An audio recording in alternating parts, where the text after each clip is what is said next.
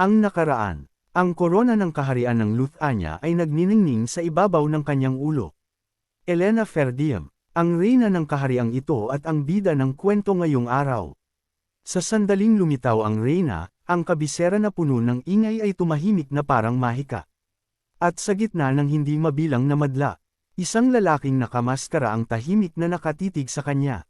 Pagpapatuloy, ang lalaking may suot na maskara ay si Ghislaine. Sa sandaling makabalik siya sa mundo, mabilis siyang nagtungo sa kabisera. Noong una, binalak niyang dumiretso sa palasyo ng hari. Gayunpaman, ang kabiserang bumubukas sa kanyang paningin ay mukhang bahagyang naiiba sa kanyang naaalala. Nakaramdam siya ng hindi maipaliwanag na pagkaasiwa dahil sa pagbabagong iyon. Kaya naman, huminto siya sa kanyang paglalakad at mabilis munang nagtipon ng impormasyon. Magiging riles ito kung masyadong malayo ang takbo ng panahon at matagpuan niya ang sarili na napapalibutan lamang ng mga estranghero. Pagkatapos, nalaman niya ang ilang mga katotohanan. Mahigit 10 taon na ang nakalipas. Akala niya ay bumalik siya sa parehong panahon noong siya ay umalis, ngunit tila nagkaroon ng bahagyang pagkakaiba sa mga coordinate. Gayunpaman, malaking ginhawa ito. Ang ganitong kalaking agwat sa panahon ay hindi magdudulot ng anumang malaking problema. Nalaman din niya ang ilang bagong bagay. Sino ang mag-aakalang si Elena ay naging reyna na? Nagretiro na ba si ama? Hindi niya akalaing pumanaw na ito. Hindi pa ito nasa antas na mamamatay na. Malaki ang posibilidad na kusa itong bumaba sa trono, gaya ng matagal na nitong hiling. Pinaghinalaan din niya na tiyak na nagdusa ito ng husto dahil sa kanyang pagkawala. Ngunit ang pinakanakakagulat na balita ay, gaya ng inaasahan, ang kasal ni Elena. Ikakasal na si Elena bukas kay Errol, syempre. Alam ni Ghislaine na gusto ng dalawa ang isa't isa. Sa madaling salita, masyadong labis ang ipinapakitang damdamin ni Elena. Umabot na ito sa punto na alam na ng lahat. Nanatiling tahimik si Errol, ngunit nang makita kung gaano niya maingat na inaalagaan si Elena, hindi mapigilan ni Ghislaine na malaman ang kanyang nararamdaman.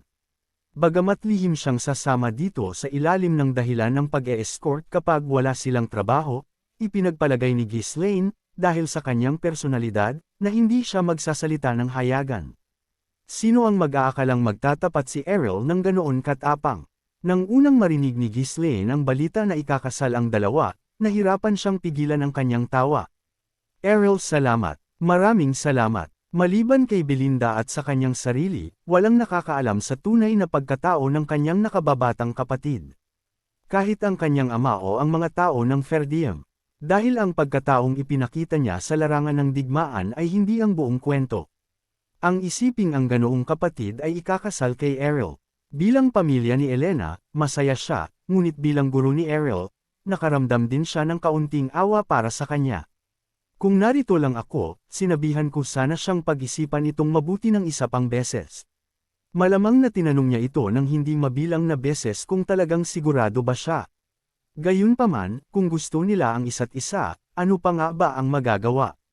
Dahil masaya sila, wala akong intensyong tumutol. Bukod pa rito, kung isa sa alang-alang ang personalidad ni Errol, maaaring ito ay isang nakakagulat na magandang kapareha. Kung si Elena ay may personalidad na parang sumasabog na apoy, si Errol naman ay parang isang tinang na lawa. Isa siyang taong may sapat na lalim para yakapin ang anuman, kaya magagawa niyang tanggapin ng buo ang personalidad ng kanyang nakababatang kapatid. Sa katunayan, baka maging masaya pa siya tungkol doon. Kaya naman, wala akong duda na magkakaroon ng dalawa ng masayang buhay.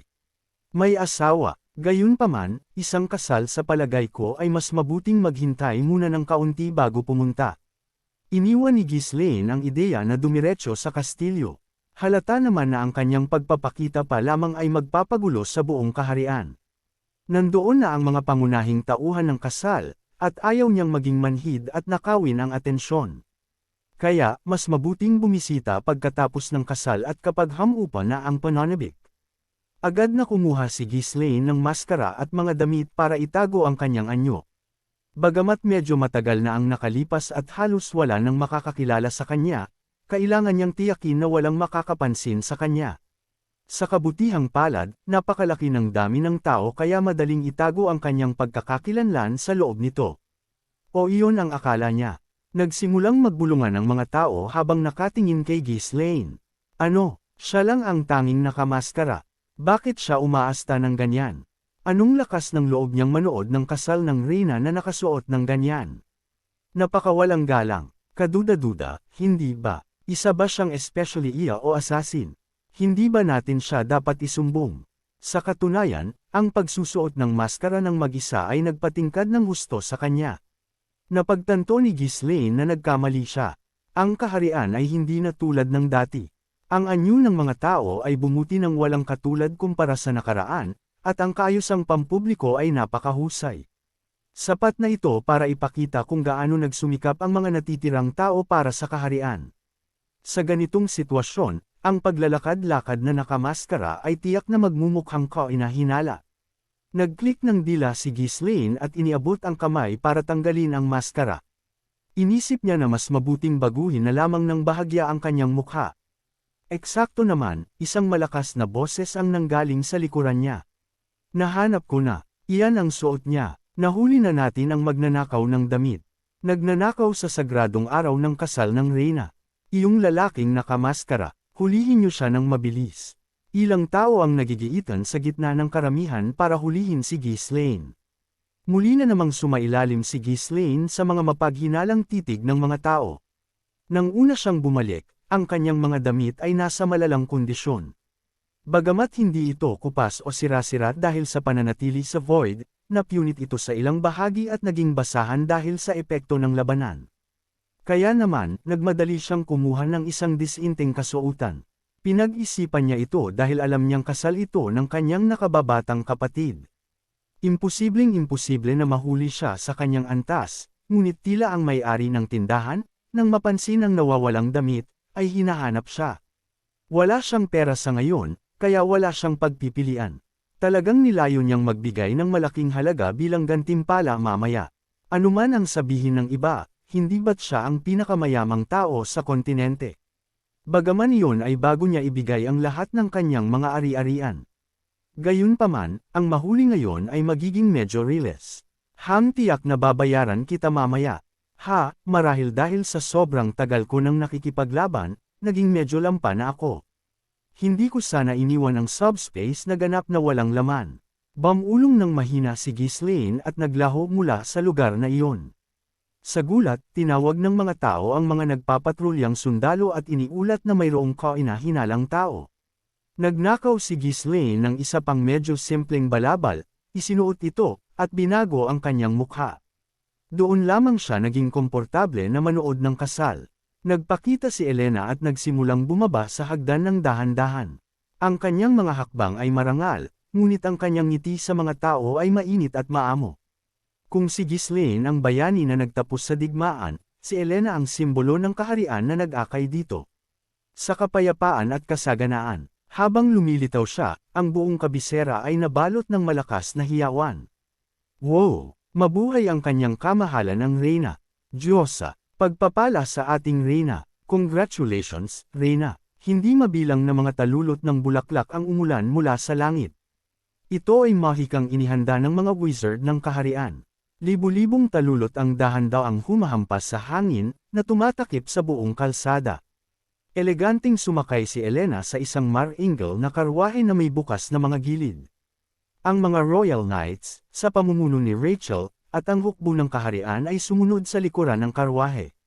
Maya-maya, nagsimula ang isang prosesyon sa kahabaan ng mahabang kalsada na bumabagtas mula sa Royal Castle hanggang sa Great Temple. Kumaway ang mga tao mula sa magkabilang panig ng kalye.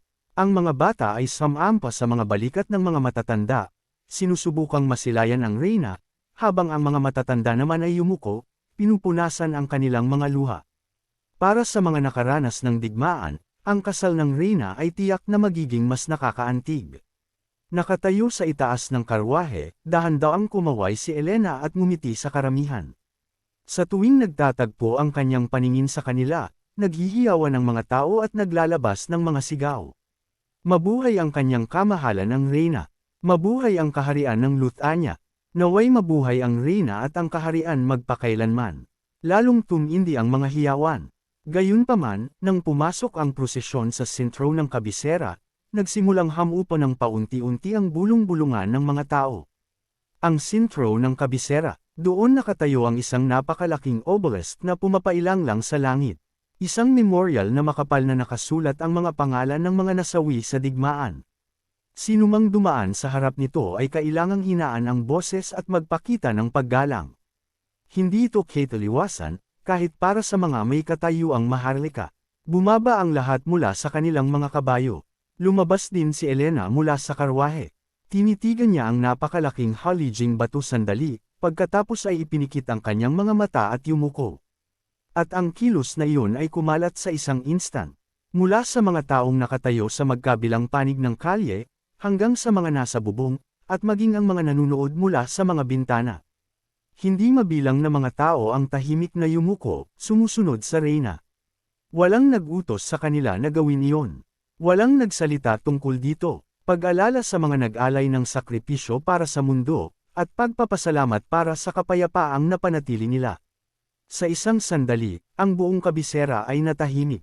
Sa katahimikang iyon, ang mga pangalang nakaukit sa obelisk ay bahagyang kuminang sa sikat ng araw, na tila nagpapahayag ng pasasalamat at nagdiriwang sa kasal ng reyna. Napangiti si Ghislaine habang pinapanood ang eksinang ito. Hindi nila nakalimutan. Binigyang diin niya ng hindi mabilang na beses na hindi natin dapat kalimutan ang mga bayaning nagsakripisyo para sa mundo. Nang makitang natural itong ginagawa ng lahat ng hindi sinasabihan, tila ang sentimientong ito ay tunay ng nagugat. Ito ay isang tunay na nakakatuwang bagay. At nagpapasalamat din siya, na makita silang naggugunita at hindi nakakalimot. Matapos ang maikling sandali ng pag-alala, nagsimulang muling gumalaw ang prosesyon. Ang kasal ay idaraos ng hayagan sa harap ng Great Temple. Ang desisyong ito ay ginawa upang maraming tao ang makasali. Dahil dito, hindi na kailangang dumaan ni Ghislaine sa hirap ng pagtatago para lihim na manood. Mabuti naman, makakapanood ako ng komportable. Sumunod si Ghislaine sa prosesyon na may kaaya-ayang ngiti. Habang papalapit ang prosesyon sa Great Temple, ang mahinang tunog ng mga kampana ay kumalat sa buong kabisera. Hindi mabilang na mga tao na ang nakapwesto sa harap ng templo. Kabilang sa kanila ang mga sugo mula sa iba't ibang bansa, mga matataas na maharlika ng kaharian ng Luthania, at mga kaibigan ni Ghislaine at Elena. Muling tumunog ang mga kampana, at dahan-daang bumukas ang mga dambuhalang pintuan ng Grand Temple.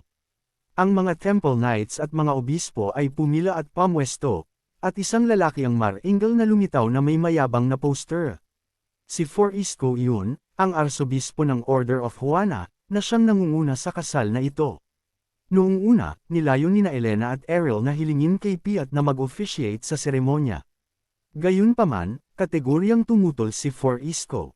Hinding-hindi maaari, ako dapat ang mamuno sa kasal. Si Forisco ay isang taong may malaking ambisyon. Ang simpleng pamumuno sa kasal ng reyna ay mag-iiwan ng kanyang pangalan sa kasaysayan.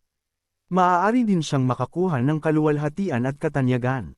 Wala siyang intensyong palampasin ang ginintoang pagkakataong ito. Kaya, naglahad si Forisco ng isang matibay na katwiran na walang sinuman ang makakatanggi. Paano makakatayo ang isang tagapamuno sa isang kasal na mas maganda kaysa sa ikakasal? Ang ikakasal dapat ang pinakamaganda sa kasal. At ang lalaki ay hindi maaaring maging mas maganda kaysa sa kanya. Totoo sa kanyang salita, ang kagandahan ni Piet ay kamakailan lamang ay umabot sa rurok nito. Ang salitang, maganda, ay hindi sapat para ilarawan siya. Napakatindi nito na lumilibot siya na nagkatikip ang mukha ng maskara. Ang katwirang iniharap ni Forisco ay hindi kapani-pani walang mapanghikayat. Maging ang mga malalapit na aide at ministro ng reyna ay sumang-ayon sa kanya. Naramdaman ni Elena na kakaibang nasugatan ang kanyang pride, ngunit nalaman niyang imposibleng tumutol. Dahil dito kaya nakuha ni Forisco ang posisyon bilang officiant. Sa katunayan, si Piet, na dumalo sa kasal, ay nakatayo sa pinakamalayong sulok na nakamaskara. Tumingin si Ghislaine sa paligid ng bulwagan ng kasal na may masayang mga mata. Sa tingin ko pinili ko ang perpektong oras para bumalik. Ang lahat ng taong ninanais niyang makita ay naruroon. Una niyang ibinaling ang kanyang tingin sa kung saan nakaupo ang mga miyembro ng pamilya ng hari. Ang yumaong Haring Swalter ay kasama ng mga tagasunod ng Ferdium.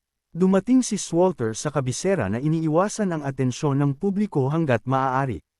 Ito ay dahil, bilang isa ring tao na umani ng malaking paggalang at paghanga, ayaw niyang maging hadlang sa kasal. Tila nararamdaman ang kanyang nararamdaman, hindi gumawa ng gulo ang mga tao kahit nakikita si Swalter, bumubulong lamang sila sa isa't isa o bahagyang yumuyukod sa kanya. Tumingin si Ghislaine sa kanyang ama na may pakiramdam ng matinding emosyon. Ama, mukhang mas matanda at mas hapo si Swalter kaysa dati. Hindi ito pisikal na issue. Bagamat hindi pa niya naabot ang katayuan ng isang superhuman, isa siyang taong nakarating na sa pinakang gilid ng larangang iyon. Nagbago siya ng ganito dahil sa matinding emosyonal na paghihirap na dinanas niya matapos mawala si Ghislaine. Gayunpaman, masaya ba siya sa kasal ng kanyang anak? Ngayon, hindi katulad ng dati, ang kanyang mukha ay puno ng ngiti.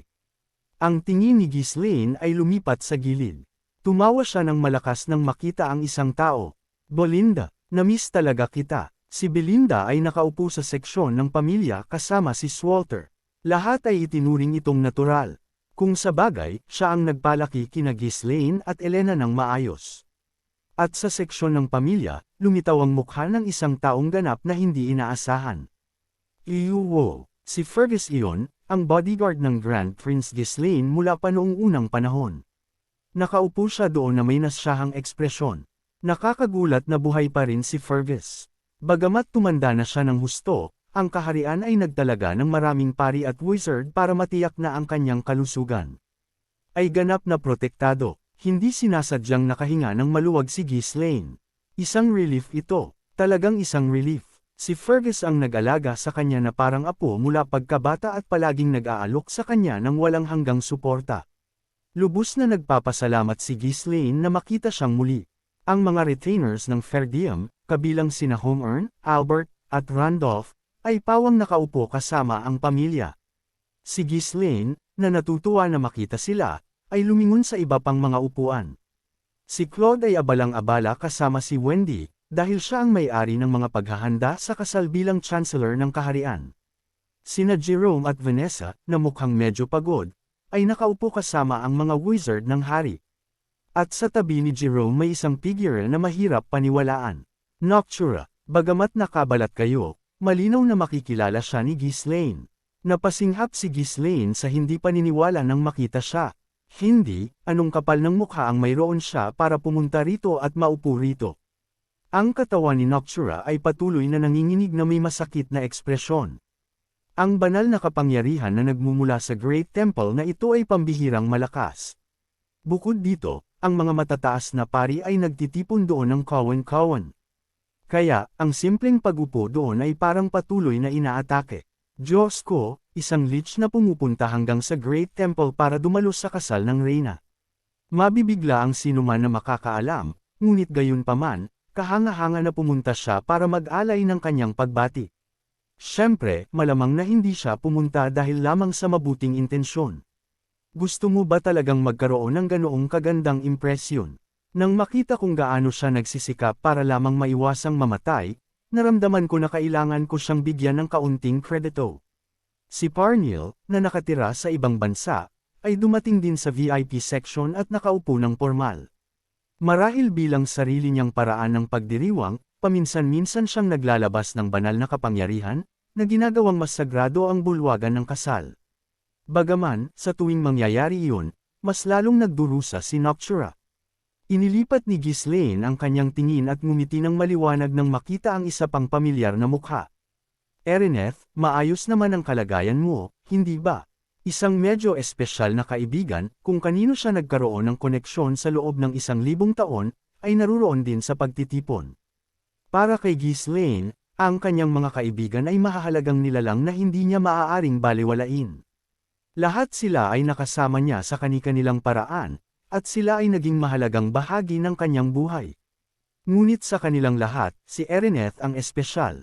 Siya lamang ang tanging nakabahagi niya ng nakaraan mula sa 1,000 taon na ang nakalilipas at maaaring makipagbalitaan tungkol sa mga araw na iyon kasama niya. Dahil sa kanya, nagawang pawiin ni Ghislaine, kahit bahagya lamang, ang sakit at pangungulila na dinanas niya 1,000 taon na ang nakalilipas. Marahil siya ay Ang mismong nilalang na makakaunawa at makakayakap sa mga sugat ni Ghislaine ng pinakamalalim. Iyon ba ang dahilan? Tunay na ayaw siyang saktan ni Ghislaine. Gusto ko sana. Sa katotohanan, alam niyang mabuti ang nararamdaman ni Erineth. Paano ba naman niya hindi malalaman ang puso ng isang babaeng naghintay ng 1,000 taon? Ngunit hindi niya matanggap ang mga nararamdamang iyon. Marami siyang taong kailangang iligtas at protektahan. Siyempre, ngayong tapos na ang lahat ng labanan, nagbago na ang sitwasyon. Ngayon ay usapin na lamang talaga ng kanyang pagpapasya. Gayunpaman, hindi madaling makagawa ng desisyon si Ghislaine. Sabi ni Ashton hindi raw dapat nagde-date ang magkakaibigan. Sa sandaling iyon, sumingit si Dark, mukhang tulalas sa gulat. Master, nababaliw ka na ba? May kikinig ka sa payo ni Ashton tungkol sa pakikipag-date. Para mo na ring pinag-aralan ang paano mamuhay ng tama, mula kina Claude at Alfoy.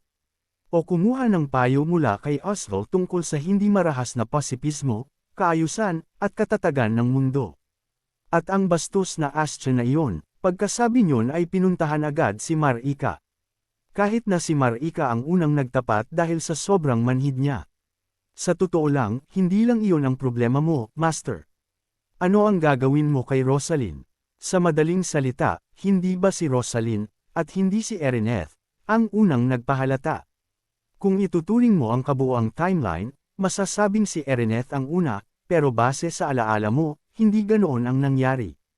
Well, bukod pa roon tila marami pa palang ibang tao ang may gusto sa iyo, Master. Hindi lang sila makapagsalita ng maayos. Pagkatapos ng sandaling pag-aalinlangan, tumanggaw si Ghislaine na tila nakagawa na ng desisyon. Ewan ko, iisipin ko na lang iyan mamaya. Mag-focus muna tayo sa kasal ngayon.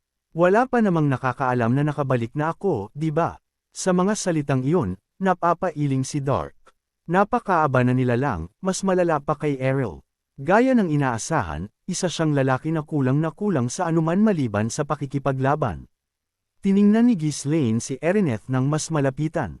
Bahagya itong naiiba noong kasama niya pa ito. Naglaho na ang ngiti sa mukha nito, at nakaupo ito doon na may mapagmataas at walang pakialam na ekspresyon gaya ng dati. Marahil ay galit na galit ito dahil umalis siya nang hindi man lang nagpaalam ng maayos. Well, dahil nakabalik na ako ng ganito, ayos na iyon. Dapat lang akong humingi ng tawad, di ba? Sabi ni Ghislaine sa kanyang sarili ng magaan. Tutal, isa siyang lalaki na magaling sa lahat ng bagay maliban sa pakikipag-date. Sa hindi kalayuan ay nakatayo si Aston, nakanguso ang mga labi, at makikita rin si Lumina at ang mga duwende, na may suot na banayad ng ngiti. Sa tabi nila ay si Galveric at ang mga dwarfs. Tiningnan ni Ghislaine ang mga dwarfs ng may bahagyang paghanga. Tiyak na marami silang kinitang pera. Ang lahat ay nakasuot ng sobrang marangyang damit, na pinalamutian ng mga nakalaylay na alahas. Kahit sino ay makakapagsabi na mukha silang tipikal na mga bagong yaman. Nakita ko na rin sina Kauro at Lucas, gayon din sina Gordon at ang mga Knights of Fenris. Nakita ko rin si Rachel, na namumuno sa Royal Knights, noong prosesyon. Ang kanyang ama na si Gillian ay nakaupo sa VIP section na suot ang uniforme ng Commander-in-Chief. Sa tabi ni Gillian, nakita ko rin si Tennant, na ngayon ay wala ng maskara. Bago umalis si Ghislaine, naglingkod ito bilang Grand Master ng Royal Knights, kapalit ni Randolph. Ito ay bilang pagkilala sa kanyang serbisyo sa pagbabantay kay Swalter noong huling digmaan. Gayunpaman, base sa kanyang suot ngayon, tila naipasa na niya ang posisyon kay Rachel at nagretiro na. Ang Marquis ng Branford, si Rosalind, at ang mga mahahalagang tao ng pamilya ng Marquis ay nakaupo rin sa VIP section. Para kay Ghislaine, ang pamilyang Branford ay isang lugar na tunay niyang ipinagpapasalamat. Ito ang nagbigay sa kanya ng pinakamalaking tulong sa kanyang paglaki noong siya ay mahina pa. Tumanda na ng husto ang Marquis ngayon. Matagal-tagal na rin nung huli kong makita si Miss Rosalind. Siguro magagalit siya kapag nakita niya ako ngayon. Well, sa tingin ko sapat na ang isang paghingi ng tawad. Isang sentimiento na tipikal sa isang lalaking magaling sa lahat maliban sa romansa. Malapit sa mga figure ng Marquisate, nagtipon-tipon din ang Count Aylesbury, Mariel, at maging ang mga matataas na maharlika ng dating paksayo ng Royalist. Tiningnan sila ni Ghislaine na may tunay na malugod na mga mata. Lalo siyang nagpapasalamat kay Mariel, dahil nakatanggap siya ng napakaraming tulong mula rito, at nakakaramdam pa rin ng pasasalamat sa tuwing nakikita niya ito. Nandoon din si Hubert at ang mga elder ng Magic Tower. Hindi, bawat master ng Magic Tower sa kaharian ay nagtipon dito. Iyon pa lamang ay malinaw nang nagpapakita ng kahalagahan ng kasal na ito. Muling tumingin sa paligid si Ghislaine. Napakaraming bisita kaya punong-puno ang mga upuan. Lihim na gumamit ng mahika si Ghislaine para tumingin sa paligid, at nakakita pa siya ng isang pamilyar na mukha. Tingnan mo, nariyan din sina Scoban at Ricardo. Ang dalawa ang nag-alaga kay Elena simula pa sa Fair Diem. Kinalaunan, naglingkod pa sila bilang mga kabalyero nito. Kaya naman, hindi katakataka na narito sila. Lumapit si Ghislaine para makinig nang makita niyang galit na pinapagalitan ni Scoban si Ricardo. Dahil sa iyo, muntik na akong hindi makadalaw sa kasal. Kailangan ko ba talagang fretuhin ng ganito kahit na nagretiro na ako? Seryoso, anong panahon pa ba iyang sinasabi mo? Buntot pa rin sa iyo ang palayaw na Night of Disaster. Pero babae lang naman ang humahabol sa iyo. Hindi pa rin maalis kay Scoban ang palayaw na Night of Disaster. Iyon ang dahilan kung bakit nagkaroon ng pagtutol sa kanyang pagdalo sa kasal. Gayunpaman, bahagya siyang pinayagang makadalaw salamat sa kanyang merito sa ligtas na pagprotekta kay Elena noong panahon ng digmaan. Sa pag-alala sa kanyang palayaw, agad na naunawaan ni Ghislaine ang sitwasyon. Testsok, naghihirap ka pa rin. Night of Disaster Scoban. Sabi ko na nga babantayan mo iyang si Ricardo, nagwapo lang pero madulas ang dila. Bukod sa kanya, marami pang iba na nakasama ni Ghislaine ang dumalo rin sa kasal. Sinuri sila ni Ghislaine isa-isa, tuwang-tuwa na makita sila.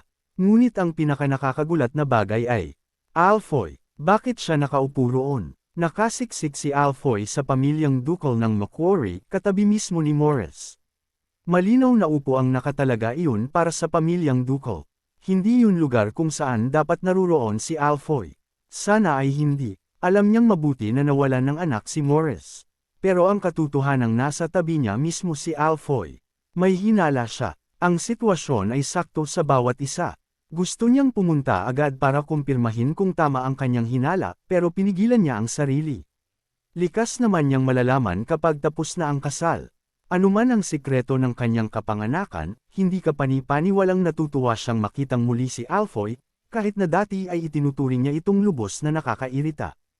Habang sinusuri ni Ghislaine ang mga mukha ng mga taong natutuwa siyang makita, natapos na rin ang nakakabagot na talumpati ni Forisco. Maya-maya pa, umalangaw-ngaw ang mar-ingle na Coro habang lumilitaw si Errol. Naglakad siya ng may tiwalang hakbang at tumayo sa harap ni Forisco. Ilang sandali pa, si Elena, na napapalibutan ng mga kabalyero, ay nagpakita na rin. Bumuhos ang sikat ng araw sa kanya. Ang mga gintong pattern na nakaberda sa kanyang purong puting balabal ay malambot na kuminang. Dahan-dahan siyang naglakad sa inihandang landas. Isang hakbang sa bawat sandali. Tahimik at may grasya. Gayunpaman, ang isip ni Elena ay mas komplikado kaysa sa dati. Ayusan mo ang sarili mo. Mag-relax ka. Ito ang kasal na matagal na niyang pinapangarap. Kahit bilang hari ng isang bansa at isang superhuman, hindi niya mapigil ang makaramdam ng kaba sa ganitong sitwasyon. Huminga siya ng malalim at naglakad pasulong. Kailangang matapos ko ang kasal ng matagumpay nang walang anumang insidente. Sa totoo lang, napakarami sa mga pasaway ng kaharian ang nagtitipon dito. Kaya naman, hindi niya maiwasang mag-alala kung ano ang mangyayari kung kahit isa lang sa kanila ang gumawa ng gulo. Ang layunin lang ni Elena ay matapos ang kasal ng ligtas. Ayaw niyang mag-iwan ng anumang mantsa sa kanyang kasal. Iyon ang dahilan kung bakit nagbigay siya ng masusing atensyon sa lahat, mula sa pagkakaayos ng upuan ng mga bisita hanggang sa kanilang mga galaw. Nahimasmasan si Elena, lumapit, at huminto sa tabi ni Errol. Nagtagpo ang kanilang mga mata. Sa pagtingin pa lamang sa malalim na titig ni Errol, naramdaman ni Elena na kumalma ang kanyang kumakabog na puso. Tama nga ang naging desisyon ko. Mayroon siyang premonition na itataya ng lalaking ito ang kanyang buhay para protektahan siya habang buhay. Kahit na alam niyang mas malakas na siya ngayon kung maglalaban talaga sila. Binuka ni Forisco ang kanyang bibig sa isang solemn na boses. Ngayong araw, nagtipon-tipon tayo rito para basbasan ang kasal ni Elena, reyna ng kaharian ng Luthania, at ni Ariel, ang bayani ng kaharian. Salamat sa mga wizard na nagsisikap na palakasin ang tunog, ang kanyang boses ay malinaw na umalingaw-ngaw. Kayong dalawa ay magkasamang lumaban at nagligtas sa mundo noong pinakamadilim na panahon nito. At dahil dito, ang mundo, habang nagpapatuloy sa pagsasalita si Forisco, naging solemn na ang kapaligiran. Ito ay dahil karamihan sa mga naruroon ay mga taong personal na nakaranas ng mga panahong iyon. Ang mahabang talumpati sa kasal ni Forisco ay umabot sa rurok nito sakto noong nagsisimula ng antukin si Claude. Ngayon, kayong dalawa ay manunumpa sa isa't isa. Tumingin si Forisco kay Elena at nagtanong, Elena, bilang reyna ng Luthania at bilang asawa ng isang lalaki, nanunumpa ka bang mamahalin ang iyong asawa sa natitirang bahagi ng iyong buhay at lalakad sa tabi niya? Nanunumpa ako. Mahina ang kanyang boses, ngunit hindi ito nanginginig. Ang tingin ni Forisco ay bumaling naman kay Ariel. Ariel, nanunumpa ka bang mamahalin at paprotektahan ang reyna, ang kaharian, at ang iyong asawa sa natitirang bahagi ng iyong buhay? Tiningnan ni Ariel si Elena sandali. At sa pagsasalita sa isang boses na mas matatag kaysa sa dati, sinabi niya. Nanunumpa ako. Tumanggo ng masigla si Forisco. Napakahusay. Ngayon, maghawak kayo ng kamay. Habang iniabot ni Ariel ang kanyang kamay, iniabot din ni Elena ang sa kanya. Dahan-daang pinag-isa ng dalawa ang kanilang mga kamay. Ang mga nanunood ay nagpigil ng hininga. Hindi lamang ito isang simpleng kasal. Ito ay isang sandaling itatala sa kasaysayan, na sumisimbolo sa hinaharap ng kahariang bumangon matapos ang digmaan. Nagsalita si Forisco na tila gumagawa ng isang deklarasyon. Magpalitan ng halik ng panunumpa upang ipahayag sa buong langit at lupa na ang dalawa ay naging isa na. Ipinikit ni Elena ang kanyang mga mata, at itinagilid ni Ariel ang kanyang ulo ng may nanginginig na mga mata. Naramdaman ni Ariel na tila sasabog na ang kanyang puso. Nawala sa sarili ang kanyang isip gaya noong nagtapat siya. Ngunit hindi siya maaaring mag-atubili o magmukhang hanggal dito. Ipinikit niya ang kanyang mga mata at matapang na hinalikan si Elena. At sa sandaling iyon, umalangaw-ngaw ang mababa at matatag na boses ni Forisco. Sa pamamagitan nito, idinedeklara ko na ang dalawa ay iisa na. Sumabog ang hiyawan ng mga tao. Maging ang mga nakaupo ay tumayo at binigyan sila ng masigabong palakpakan. Napangiti si Ghislaine at nagpatuloy sa pagpalakpak. Pagkatapos, biglang damapo ang kanyang tingin kay Belinda. Namumula ang mga mata nito, at patuloy na pinapahid ang mga luha gamit ang panyo. Para sa kanya, ang kasal na ito ay mas espesyal kaysa sa dati. Ang katotohanang si Elena, na siya mismo ang nagpalaki, ay ikakasal na ay nagparamdam sa kanya na tila pinapaalis niya ang sarili niyang anak. Sa gitna ng nag-uumapaw na kagalakan, isa pang emosyon ang lumitaw. Sana narito rin ang batang master. Bumuhos ang mga luha dahil sa tindi ng panghihinayang at pananabik na wala rito si Ghislaine. Sa katunayan, miss na niya ito kaya lumilitaw ito sa kanyang panaginip gabi-gabi. Kahapon, sa partikular, lumitaw ito sa kanyang panaginip ng may pambihirang linaw. Matapos mawala si Ghislaine, naging bedridden siya ng halos 1 taon. Ito ay dahil kahit ang pag-abot sa antas ng isang superhuman ay hindi makakatakas sa mga emosyonal na sugat. Ang ugnayan ni Belinda at Ghislaine ay medyo naiiba sa nararamdaman ng iba. Mayroong espesyal na kalidad dito na kahit si Erineth, na naghintay ng 1,000 taon, ay hindi kayang tularan. Dahil alam ito, hindi basta-basta makapagbigay ng aliw ang mga tao at wala silang nagawa kundi ang manood ng tahimik. Noon lamang personal na lumapit si Elena para hikayatin siya sa kalamang nagawang bumangon ni Belinda mula sa kanyang kinauupuan. Sapagkat para sa kanya, si Elena ay kasing halaga rin ni Ghislaine. Dahil nabawi na ang lakas, kinuha ni Belinda ang tungkulin bilang Royal Chamberlain. Ito ang pinakakomportableng posisyon para alagaan si Elena sa kanyang tabi. Kasabay nito, kinuha rin niya ang posisyon ng bagong muling binuhay na commander ng Shadow Knights. Ang Shadow Knights ang puwersang paprotekta sa royal family hanggang sa huli, at ito ang posisyon na pinakaangkop kay Belinda, na nagmana ng pananaw ni Annette. Paulit-ulit na pinahira ni Belinda ang kanyang mga luha habang nakatingin kay Elena. Maging si Belinda mismo ay hindi masabi kung ang mga luhang dumadaloy ngayon ay luha ng kagalakan o luha ng pananabik para kay Ghislaine. Ha! Sumangot siya, pagkatapos ay hindi sinasadyang tumingin sa kung saan nagtitipon ang mga tao.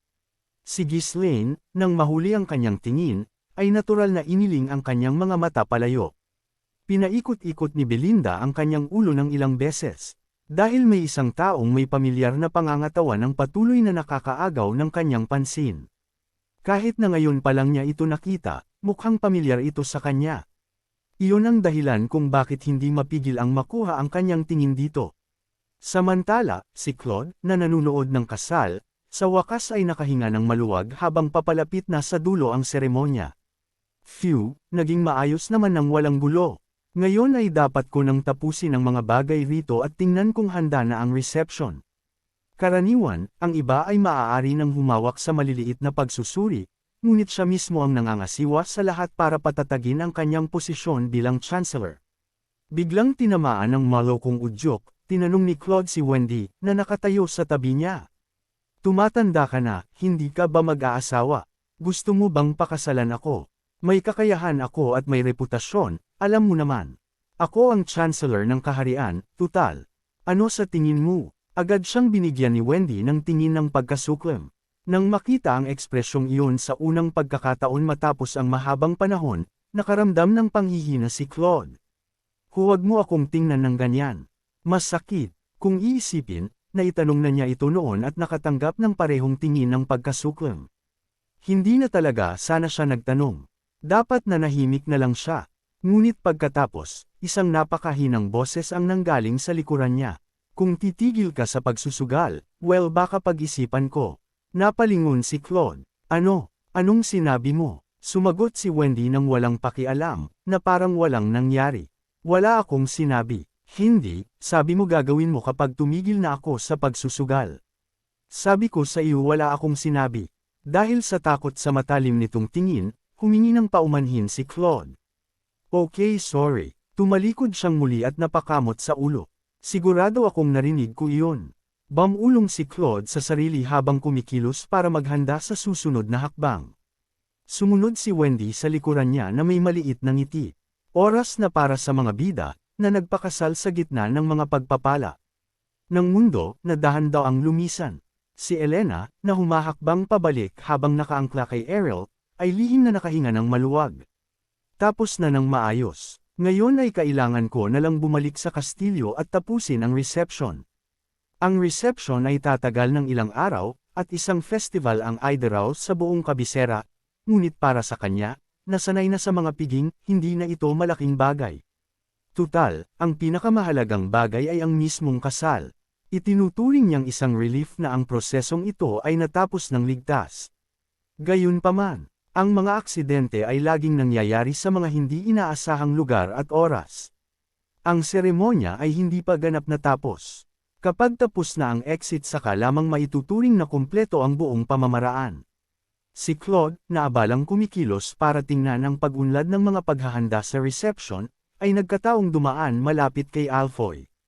Nang makita si Claude, gustong pagtripan ni Alfoy ito. Bastos ka, naging masyado kang mayabang nitong mga nakaraang araw dahil lang kumpirmado na ang posisyon mong chancellor. Heto ang sampal sa iyo. Balak lang talaga niya ang isang magaan na biro. Dahil malapit na matapos ang kasal, naisip niyang wala namang magiging malaking problema. Kaya, nagpakawala siya ng maliit na fireball sa puwitan ni Claude.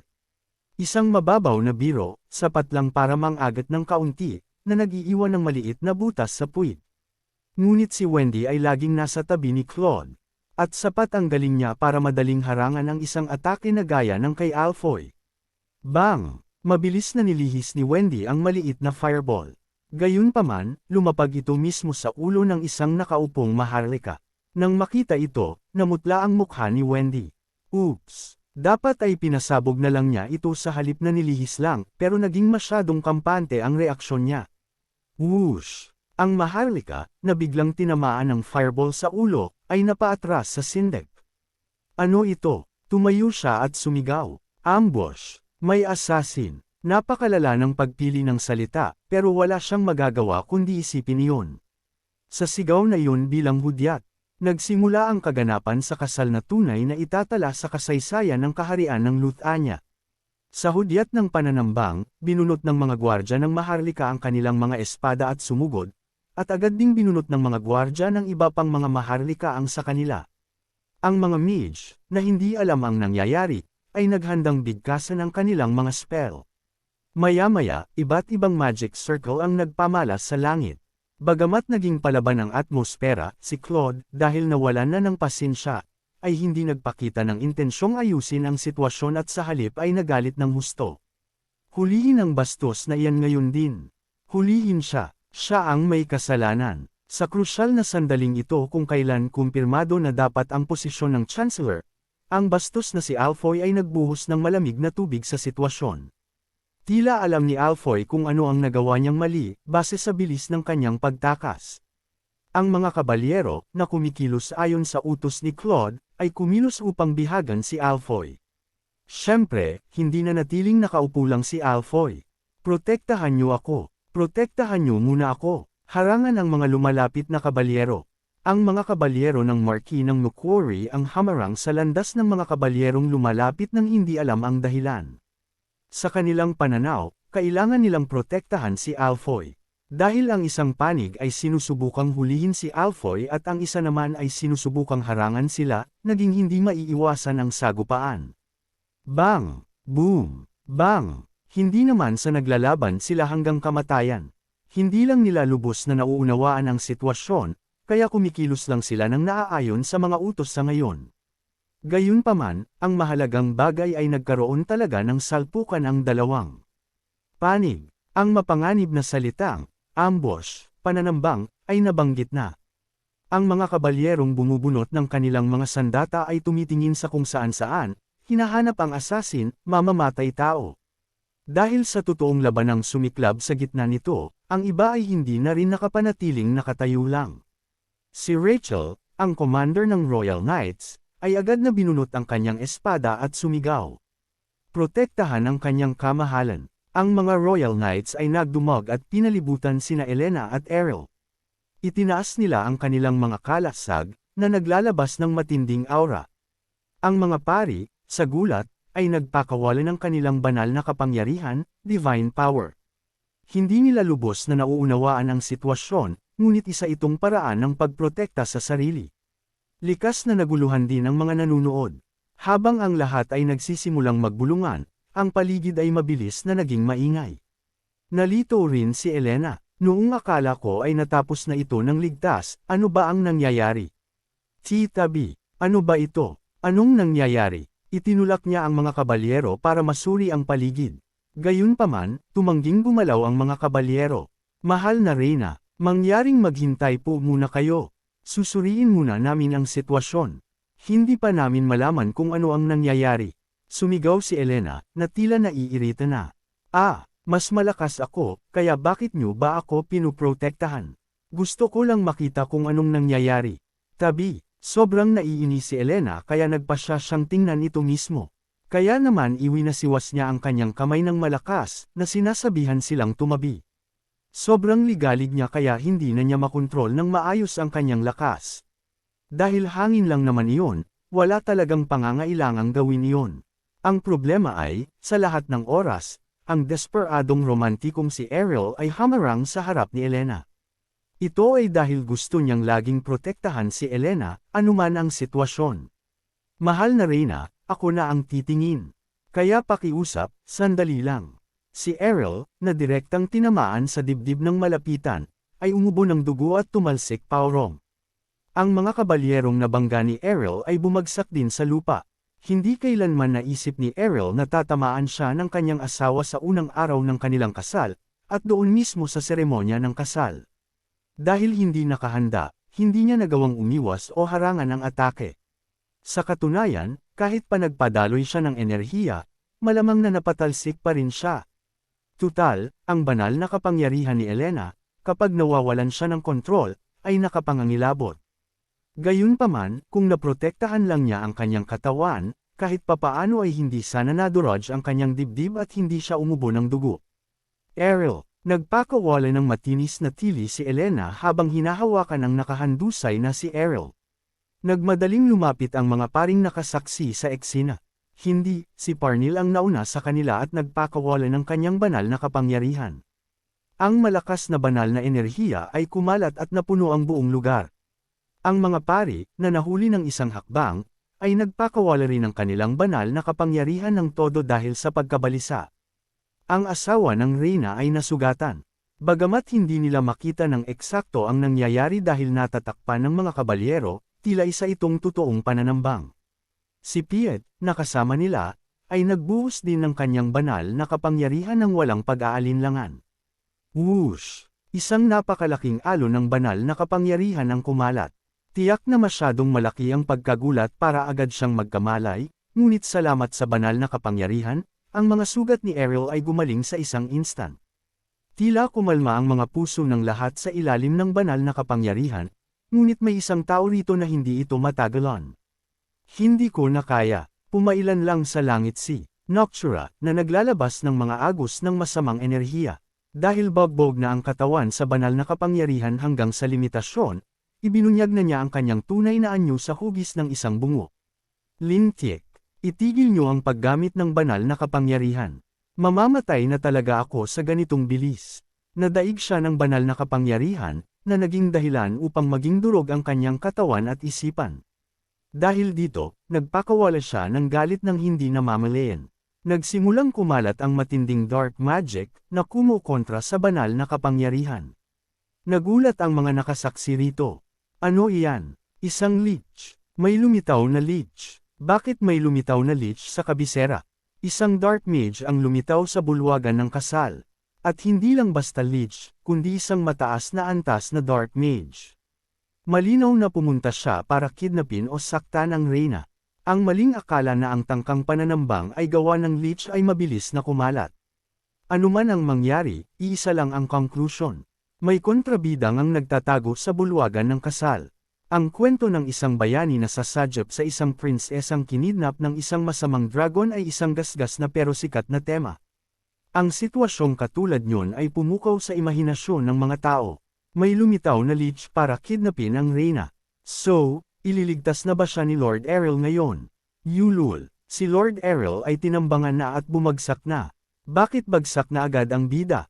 Ang istruktura ng kwento ng bayani ay malubhang may diferensya simula pa lang. Sa katunayan, ang sitwasyon ay tulad ng pagkidnap sa walang malay na si Ariel, at si Elena ang kailangang sumagip sa kanya. Dahil sa biglaang paglitaw ng lich at ang asawa ng reyna na nakahandusay, ang karamihan ay nahulog sa ganap na kaguluhan. Napakakaunting tao lamang ang nakakaalam tungkol kay Noctura.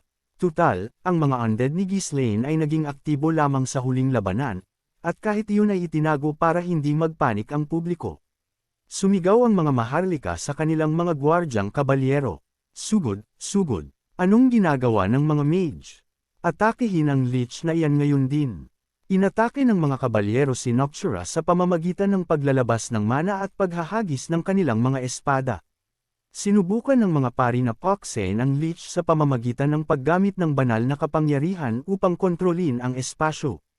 Maging ang mga mage, na walang alam sa sitwasyon, ay nagpakawala ng mga spell kay Noctura. Pagkatapos, ang mga mage ng Magic Tower ay nagsimula na ring sumali sa gulo. Si Hubert at ang ilang iba pang mga mage ay alam ang tungkol sa pag-iral ni Noctura, ngunit sa sitwasyong ito, hindi nila maaaring hayagang kampihan ang lich.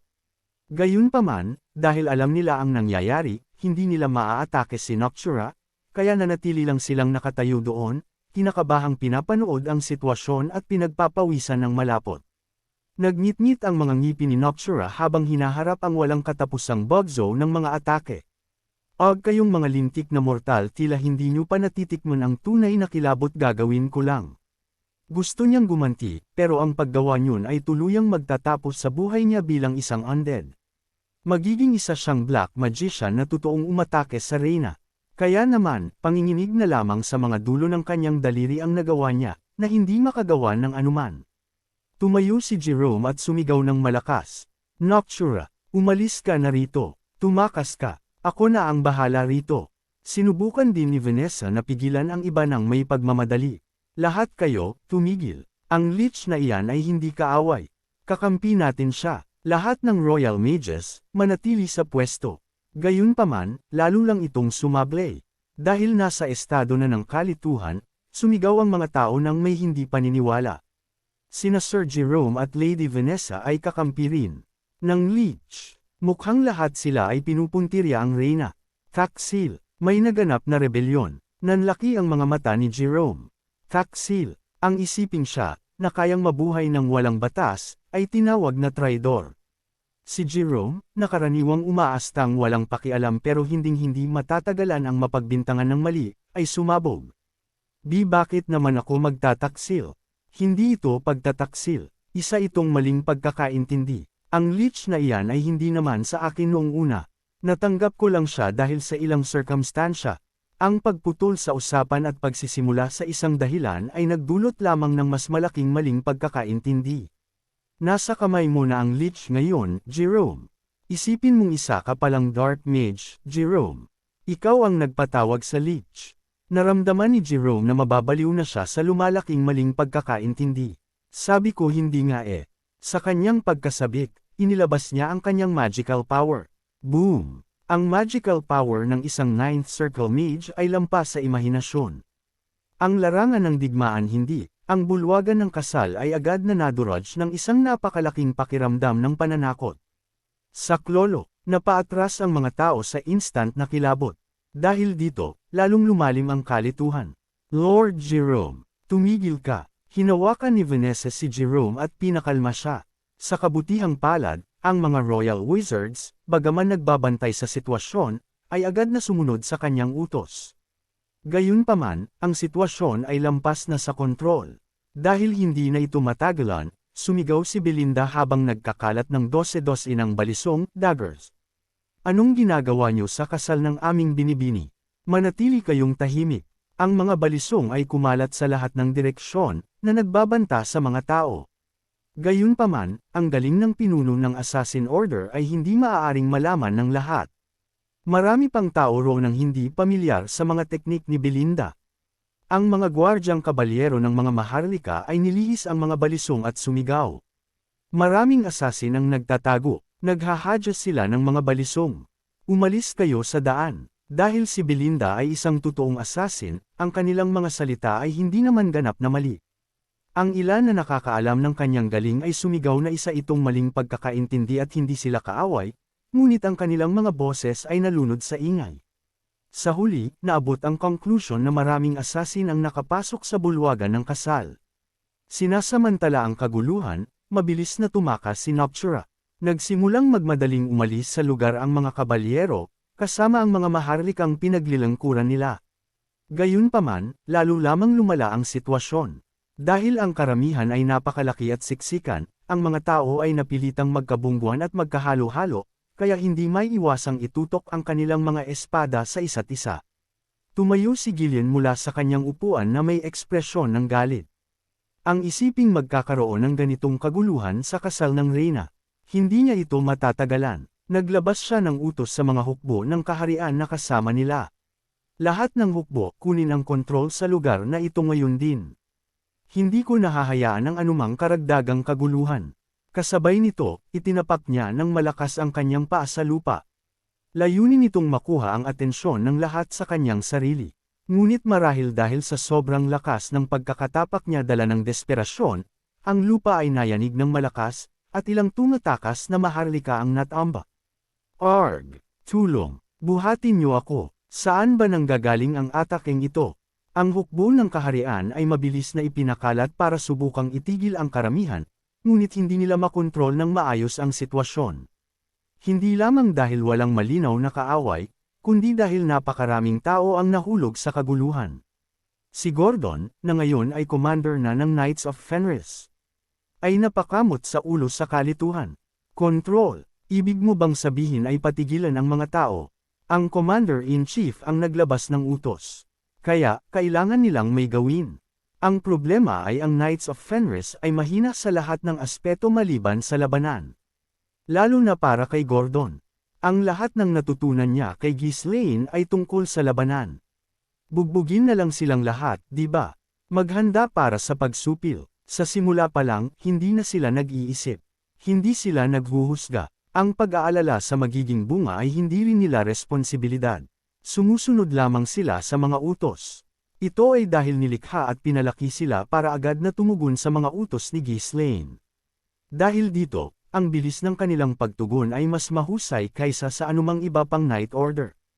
Ang buong Fenris Knights ay agad na binunot ang kanilang mga Galvanium staff.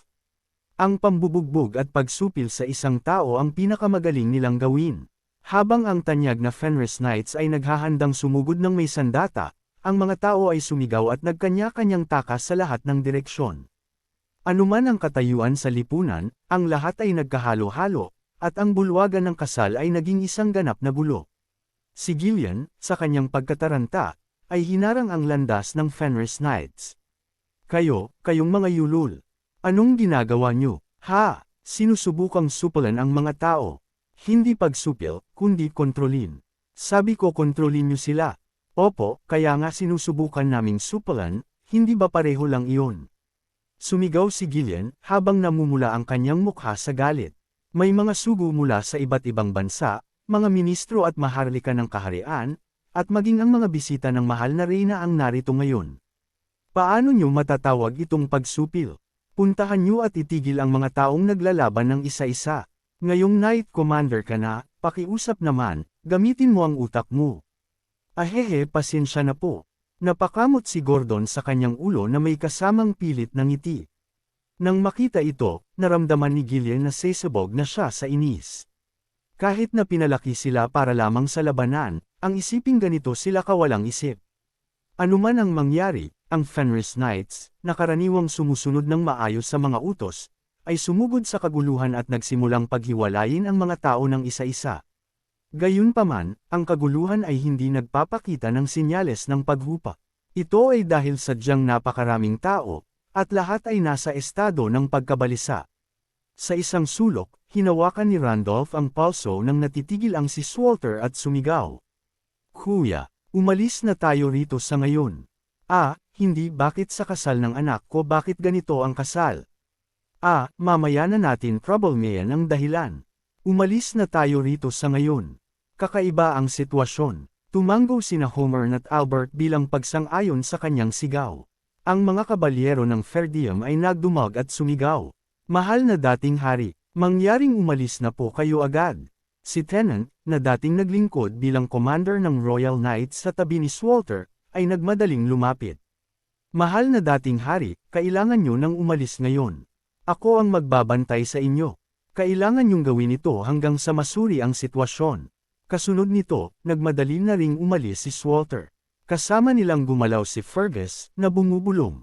Haha, mukhang masyado na akong matagal na bubuhay, talagang masyado na akong matagal na bubuhay. Sa buong buhay ko, talagang hindi pa ako nakakita ng kasal na ganito. Si Scobon ay nakatingin sa paligid ng tulala. Eksakto naman, itinuro ni Ricardo si Scobon at sumigaw. Sabi ko na nga ba, kasalanan mo ang lahat, isa kang kabalyero na walang dala kundi sakuna. Night of Disaster, Scobon. Tumahimik ka, bakit naging kasalanan ko ito? Lahat kayo, tingnan nyo rito, ang Night of Disaster ay narito na. Dahil ito sa taong ito. Isara mo ang bunganga mo, dahil sa iyo, talagang parang kasalanan ko na ang lahat. Kanino pa bang kasalanan? Sa akin ba? Ang dalawang lalaki ay patuloy na nagbubulyawan at nag-aaway, hinahawakan ang kwelyo ng isa't isa habang sinusubukang umalis. Sa kasamaang palad, narinig ng mga tao ang kaguluhan. Ang Night of Disaster ay lumitaw na. Nagdala na naman siya ng sakuna. Isiping nagdala siya ng sakuna sa kasal ng reyna. Naramdaman ni Scobon na mababaliw na siya sa kawalan ng katarungan. Tumahimik kayong lahat. Tumahimik kayo. Hindi ko ito kasalanan. Patuloy siyang nagtuturo at nakikipag-away sa iba habang tumatakas. Gayunpaman, hinding-hindi niya binitawan ang kwelyo ni Ricardo. Si Kauro, na nanunood sa sitwasyon, ay nagsabi ng may seryosong ekspresyon. Napakagulo na nito. Oo nga sumang-ayon si Lucas. Isa itong ganap na sakuna kaya hindi na alam ng dalawa ang gagawin. Siyempre, hindi nila maitatanggi na nakakaaliw din ito. Ang tanging mga bagay na pumasok sa kanilang isip ay mga paraan para lalo pang gawing masaya ang sitwasyon. Biglang itinaas ni Kauro ang kanyang espada at ginaya ang mga sigaw ng karamihan. Frizen. Wow! Traidor! Ganoon din ang ginawa ni Lucas. Hulihin ang mga traidor. Hahaha. Dahil magulo na rin naman, nagpasya na lang silang sumabay sa saya. Naglabas sila ng kung ano-anong kalokohan hanggat gusto nila, na nagpalala sa sitwasyon. Likas na hindi lang nanood si Gillian. Mabilis siyang lumapit at binitukan sina Kauro at Lucas sa likod ng ulo. Kayong mga walang kwentang yulul. Anong ginagawa nyo? Ang isiping ang mga nasa posisyon para pakalmihin ang sitwasyon ay sila pang nagwawala, na mas excited pa kaysa kanino man. Kahit hindi niya sinasadya, ang kamay niya ay kusa ng gumagalaw. Ang dalawang nataman ay hindi rin nanatiling tahimik. Matanda anong lakas ng loob mo sa akin. Oh, sige. So gusto mong tapusin natin ito ngayon. Ang mga espada ng dalawang lalaki ay nakatutok na kay Gillian. Tumangala si Gillian sa langit at nagpakawala ng buntong hininga. Mahal na Grand Duke. Anong kasalanan ba ang nagawa niya sa past life niya para hanggang ngayon ay kailangan pa niyang mamuhay ng ganito kasama ang mga taong ito? Mas miss na niya si Ghislaine kaysa sa dati ngayong araw. Ano man ang mangyari, wala siyang oras para makipagtalo sa dalawang baliw na asong ito. Nanlisik ang kanyang mga mata at umungol. Kung hindi kayo susunod sa utos ko ngayon din, isusumbong ko kayo sa kanyang kamahalan at paparusahan kayo sa ilalim ng batas militar. Hindi makapagsalita sina Kauro at Lucas at napalunok na lang. Si Gillian ay isang taong hinding-hindi mabibigo kapag sinabi niyang gagawin niya ang isang bagay. Kapag nakagawa na siya ng desisyon at binigkas ito, ipagtatanggol niya ito kahit ang kapalit ay ang kanyang buhay. Ibang uri siya ng tao kaysa sa kanila, na sumusuko sa kaunting hirap. Kaya naman, ang mga salitang iyon ay tiyak na tapat. Ibig sabihin ay talagang galit na siya. Agad na umatras ang dalawa. Ang kasal ng mahal na reyna ay hindi dapat ganito. Tama, kung gayon, ayusin na natin agad ang mga bagay-bagay. Sumigaw ang dalawa habang dahan-daang umaatras. Tutal, bilang mga Legion Commander, may tungkulin silang pamunuan ang sitwasyon. Hoy! Hoy! Hoy! Magpatawag na agad ng dagdag na hukbo. Sabi ko bilasan niyo ang galaw. Muling nagbuntong hininga si Gillian habang pinapanood ang paggalaw ng dalawa. Hindi siya ganap na natutuwa, pero kulang siya sa mga tao ngayon. Kailangang pakalmihan ang mga tao sa kaguluhan ng isa-isa.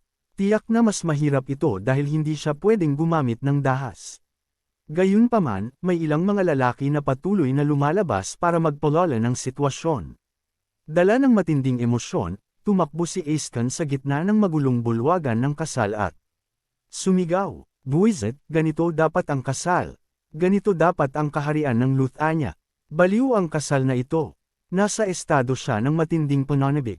Ito ay dahil palagi siyang naghahanap ng ganitong uri ng kilabot. Sa buong buhay niya, hindi pa siya nakasaksi ng ganitong nakakaaliw na panoorin. Dapat talaga ay pumunta ako sa kabisera. Napakaraming yulul dito. Lahat kayo, magwala at maglaban. Anong ginagawa niyo? May lumitaw na traidor. May lumitaw na assassin. Mga duwende, bilasan niyo at mag-revolt din kayo." Thud. Si Aiskan ay binatukan ni Erineth sa likod ng ulo at agad na nawalan ng malay. Tiningnan ni Erineth ang nakahandusay na si Aiskan ng may malamig na ekspresyon. Iniisip ko kung paanong ang isang elf na tulad nito ay napunta rito. Gusto pa niyang magsalita pero pinigilan na niya ang sarili. Tutal, kung iisiping mabuti, mayroon din siyang pananagutan sa sarili. Kailangan ko munang ayusin ang sitwasyong ito. Gusto niyang sapilitang pabagsakin ang lahat, pero alam niyang hindi niya dapat gawin iyon. Hindi magiging madali ang kontrolin ang ganito kalaking karamihan sa gitna ng kaguluhan ng hindi gumagamit ng dahas. Kailangan muna niyang ayusin ang mga taong nagkabuhol-buhol sa kaguluhan. Pagkatapos gawin iyon, plano niyang dahan-daang pakalmeyan ang karamihan. Agad na nagpatawag ng mga espiritu si Erineth. Hindi mabilang na mga espiritu ang dumagsa sa gitna ng karamihan at sapilitang pinaghihiwalay sila. Dahil ang mga pari ay patuloy na naglalabas ng banal na kapangyarihan, wala pang seryosong nasusugatan.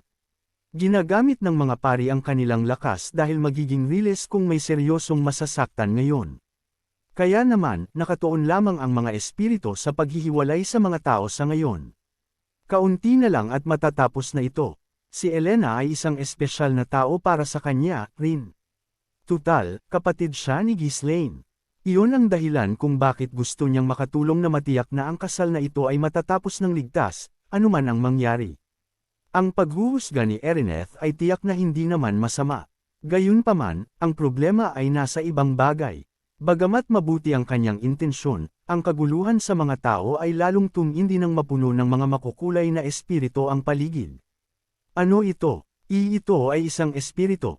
Napakaraming espiritu. Umalis kayo. Umalis kayo. Shoo! Ang mga taong karaniwan ay tumititig sa kanila dahil sa ganda ay abala na ngayon sa pagkatakot, natatakot na baka maging ang mga espiritu ay kaaway na rin. Kailangan nilang tumabi, pero ang mga espiritu ay humaharang sa kanilang paningin. Napahawak si Erineth sa kanyang noo. Anuman ang mangyari, lahat ng sinusubukan niyang gawin ngayon ay nagiging sagabal. Kahit siya, na nakaligtas sa 2 dakilang digmaan, ay wala talagang ideya kung paano reresolbahin ang sitwasyong ito. Ang mga elf na pinamumunuan ni Lumina ay, kahit papaano, hindi naging sagabal. Sa sandaling sumiklab ang kaguluhan, agad silang nagpunta sa isang sulok at nanatili roon. Ito ay dahil hindi sila ganoon katapang para makialam sa ganitong uri ng sitwasyon. Ang pananatili sa sulok ay ang sariling paraan ng mga elf para mapanatili ang harmonya. Ngunit ang mga dwarves ay iba. Mabilis na nagutos si Galberic sa mga dwarves at sumigaw. Hoy! Hoy! Hoy! Bilasan niyo at magtayo. Likas sa kanila, nagsimula silang magtipon ng mga nakapaligid na sirang kasangkapan at mga upuan para ay patong-patong ang mga ito. Dahil napakaraming tao sa paligid, ang pagtakas ay imposible na. Ang pangangatawan ng mga dwarves ay napakahina pagdating sa dikitang labanan. Iyon ang dahilan kung bakit nagtayo muna sila ng isang maliit na kuta para protektahan ang kanilang sarili. Totoo sa kanilang kasanayan sa paglikha, isang matibay na pader na pandepensa ang naitayo sa isang instant. Kasabay nito, pinulot nila ang mga debris na nakakalat sa paligid para gamiting sandata. May dahilan ang kanilang mga ikan-ikilos. Kailangang mag-ingat, lalo na sa mga panahong ganito. Mga naglalakad na tindahan ng kayamanan tayo ngayon. Kapag hindi tayo nag-ingat, baka mawala sa atin ang lahat. Sila ay mga dwarves na yumaman dahil sa negosyo ng mga mararangyang gamit. Kasalukuyan silang nakasuot ng hindi kapani-paniwalang marangyang damit at pinalamutian ng maraming alahas. Agad silang pumasok sa defensive mode dahil sa takot na baka manako ang kanilang mga kayamanan. Dahil dito, ang lugar ay naging mas magulo pa. Nagmadaling lumapit ang mga sundalo ng kaharian at sumigaw. Ano ito? Alisin niyo ito agad. Ang pagharang sa daan ay nakakasagabal lamang sa aming paggalaw. Kung hindi niyo aalisin iyan ngayon din, dudurugin namin iyan. Sa kabila ng pakiusap ng mga sundalo, hindi nakinig ang mga dwarves. Totoo sa kanilang pinagmulan bilang mga alipin, wala silang pinagkakatiwalaan sa ganitong magulong sitwasyon. Isa itong instinto na hindi ko mapigilan ang magtayo ng anuman sa ganitong panahon. Nang may tayo ang makeshift fortress ng mga dwarves, ang bulwagan ng piging ay naging isa na talagang larangan ng digmaan. Siyempre, hindi lang ang mga sumusubok na magpalala ng sitwasyon ang lumitaw. Ang mga sumusubok na patatagin ng sitwasyon ay patuloy ding lumalabas. Ang Marquis ng Branford ay sumigaw ng malakas ng ilang beses. Lahat kayo, mangyaring kumalma. Ang lahat ng ito ay isang maling pagkakaintindi lamang. Hindi ito isang bagay na kailangang umabot sa ganito. Nasa VIP section siya nang makita niya si Alfoy na nagcast ng spell. At nakita niya ang lahat na nadamay dito. Bukod pa rito, nakita niya ang mga excited na sina Kauro at Lucas na iwinasiwas ang kanilang mga espada at pinapalala ang mga bagay-bagay. Hindi, lahat ng uri ng pasaway ay lumabas at ginagawa ito. Kaya naman sumigaw siya hanggang sa mapatid ang kanyang boses. Pero walang nakikinig. Nagtatago ang Lich. Isa siyang traidor. Isa siyang assassin. Wow! Napakatindi nito. Ang mga taong walang dahilan kung bakit nasa sabik. Mga taong natatakot, mga taong nalilito, mga taong nanggugulo, at iba pa. Dahil ang lahat ay nagtipon-tipon at gumagawa ng napakaraming ingay, walang paraan para maunawaan siya ng sinuman. Sa huli, sumuko na ang Marquis ng Branford sa pagtatangkang pakalmihan ng mga tao. Umalis siya na inaalalayan ni na Rosaline at Tolio. Kumunat ang noo ng Marquis ng Branford at sinabi kay Rosaline, bakit ba sa tuwing nagtitipon ang mga taong iyon, wala man lang kahit isang sandali ng katahimikan. Alam ko, di ba? Nagbigay si Rosaline ng isang pilit na ngiti. Ang bawat isa ay may matitinding personalidad. At dahil ang kanilang mga kasanayan ay pambihira rin, kapag sumiklab ang kaguluhan, napakahirap itong kontrolin. Naramdaman ko ang panibagong respeto kay Ghislaine, na namuno sa mga ganitong tao at lumaban pa sa isang digmaan. Anuman ang mangyari, imposible nang pakalmehin ang karamihan sa ngayon. Mas mabuting bumalik na lang ang lahat. Kahit sa gitna nito, hinawakan ni Count Aylesbury ang braso ni Mariel at nanggulo. Mahal, anong gagawin natin? Anong nangyayari? Tumakas na tayo ng mabilis. Kailangan nating makatakas muna. Mahal, mahal, mahal, mahal, mahal, sumigaw si Mariel, habang iwinawaksi ang braso nito na parang sawang-sawa na. Ano ba? Manatili ka man lang tahimik. Nabubuwisit na ako. Napakagulo ng sitwasyon kaya maging ang laging eleganteng babae ay nawalan na ng pasensya. Kasunod yun, nagmadaling umalis ang mga maharlika, at ang mga tao ay nagsimulang magkanya-kanyang takas ng isa-isa. Si Lowell, na naging first-class royal secretary, ay hindi dumalo bilang bisita. Siya ang may-ari ng pangkalahatang paghahanda at pagpapatakbo ng kasal kasama si Claude. Pinapanood ang kasal mula sa malayo habang tumatanggap ng mga ulat tungkol sa mga paghahanda sa reception sa kastilyo, tiningnan niya ang magulong sitwasyon at naisip. Nakikita ko na kung ano ang mangyayari. Ang pagmamasid mula sa malayo ay nagbigay sa kanya ng pagkakataong tingnan ang sitwasyon ng may kaunting kapanatagan. Ang sitwasyon ay umabot na sa punto na wala nang makakapigil dito. Dahil sa mga piling bisita, walang nang ahas na gumamit ng dahas ng padalos-dalos. Dahil dito, hindi naging madali ang kontrol. Sa kasong iyon, ang tanging tao na may awtoridad na gumamit ng dahas ay walang magagawa kundi kumilos. Agad siyang sumenya sa mga administrator sa tabi niya at sinabi, "Magtipon ng maraming stretcher, dalhin niyo ang lahat ng makukuha niyo mula sa kabisera. Gayun din, magpatawag ng kasing dami ng mga sundalo at doktor hanggat maaari at ay standby sila. Maraming pare, pero hindi natin alam ang mangyayari. Bilasan nyo, hindi ito matatapos ng maganda." Tumango ang mga administrator at kumilos na. Siyempre, hinding-hindi gugustuhin ni Claude ang gayong mga paghahanda. Mula sa pananaw ni Claude, dahil pinatitibay ang kanyang posisyon bilang chancellor, gusto niyang pakalmehin ang sitwasyon bago pa kumilos ang taong iyon. Halata naman na kung malalaman niya ang utos ni Lowell, gagawa siya ng malaking gulo, nagtatanong kung bakit gumagawa ng mga paghahanda nang walang pahintulot niya. Pero mabilis lang ito, di ba? Tiwala si Lowell. Ang sitwasyong ito ay hinding-hindi reresolbahin ng walang pagsisikap. Bukod pa rito, hindi lang isa o dalawang lalaki ang nang-ahas na bumunot ng kanilang espada sa harap ng reyna. Bagamat dahil ito sa isang maling pagkakaintindi na may lumitaw na assassin, isa itong mapanganib na gawain anuman ang katwiran. Ibig sabihin, kung maglalabas ng utos ngayon, maraming lalaki ang handang durugan.